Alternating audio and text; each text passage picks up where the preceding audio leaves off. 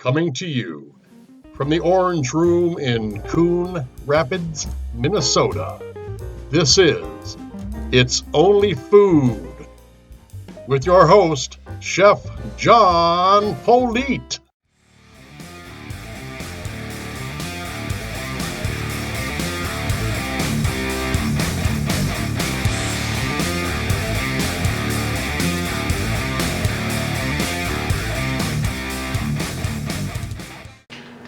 Well, hello everybody and welcome back to the Orange Room. I am Chef John Politte and this is It's Only Food.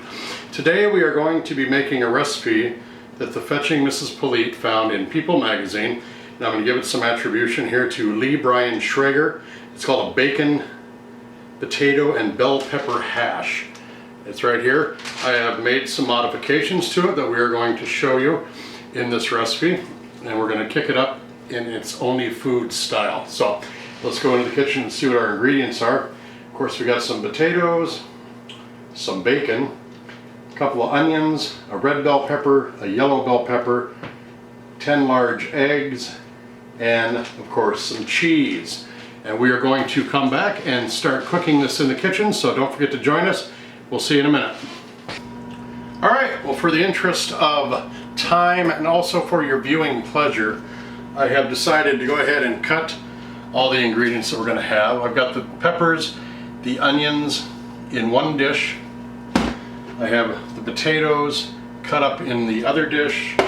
And of course, the bacon in this dish, which we will go with first. Let's get our raw product cooked and out of the way. So we turn the heat on the burner. Let that get hot. Now the reason I got these into it, because we're going to put the potatoes in last, because they're already cooked and we don't want to add them to the sizzling bacon and onions and have them cook for as long as they do, or they'll overcook and they'll be hard as a rock. So we want them to keep their soft profile for this dish. And of course, after we're done cooking this all off, we're going to let it cool down before we introduce them to the eggs, or otherwise the eggs will start cooking before we had a chance to put it into the oven. So pan is hot. I'm going to go ahead and get this bacon going. Let that go, and then we will add our peppers and onions. All right, now we see that we've got the bacon is starting to really get brown, and it's rendering its fat. Now it's time to introduce the peppers and onions, and we'll let those cook down. And it smells fantastic, by the way.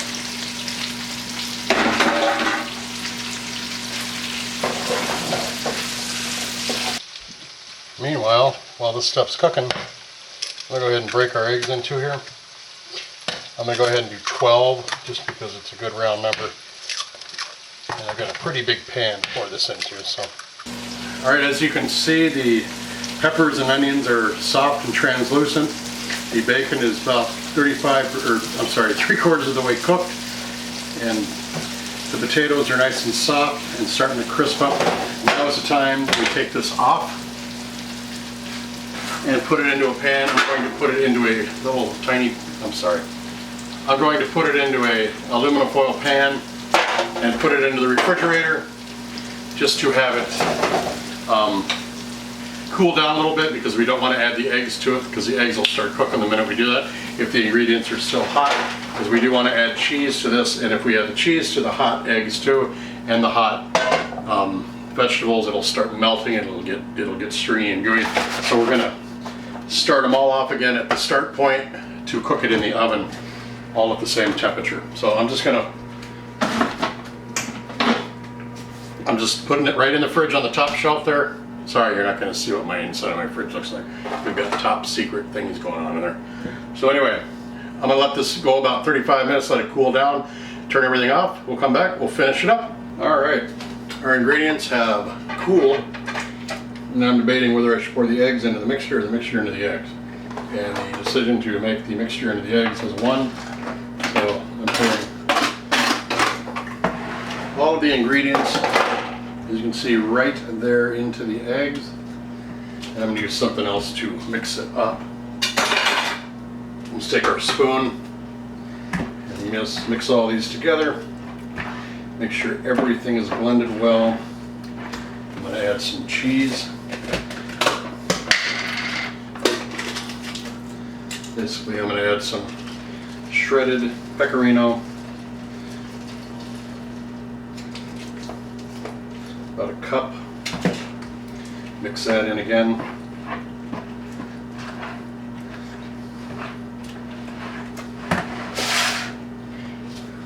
Into our pan. Oh, that looks good. It's going to be tasty. Right into our pan like that. A little more cheese on top.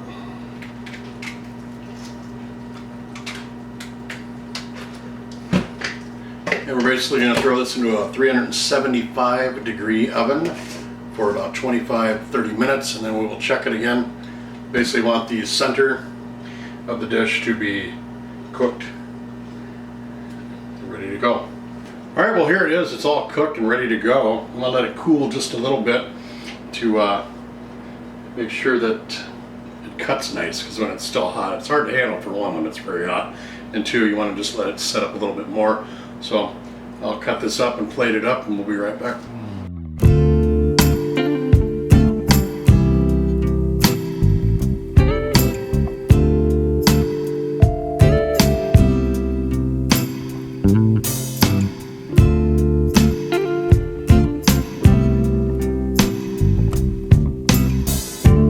Alright, well I'm going to go in for the old taste test, so let's try this out.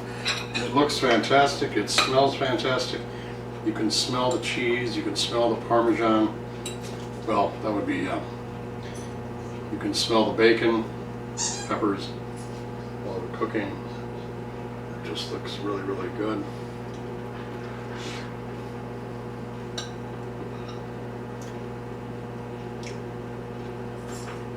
I think adding Parmesan was better than adding cheddar, just my personal opinion. I think it just goes better with bacon and onions.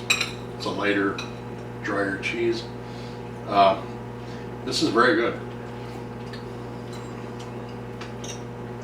Very hearty, very tasty. Peppers, onions, bacon. It's all a winner. Now you can certainly scramble this up, all the ingredients, and scramble it and do it that way too. It's quicker. But I just decided to do an egg bake. I threw a little bit of crusty bread baguette on there with some fruit. And this is going to be our dinner tonight. So, alright, well thanks a lot for joining us today. Don't forget to hit that thumbs up button. Subscribe if you haven't already.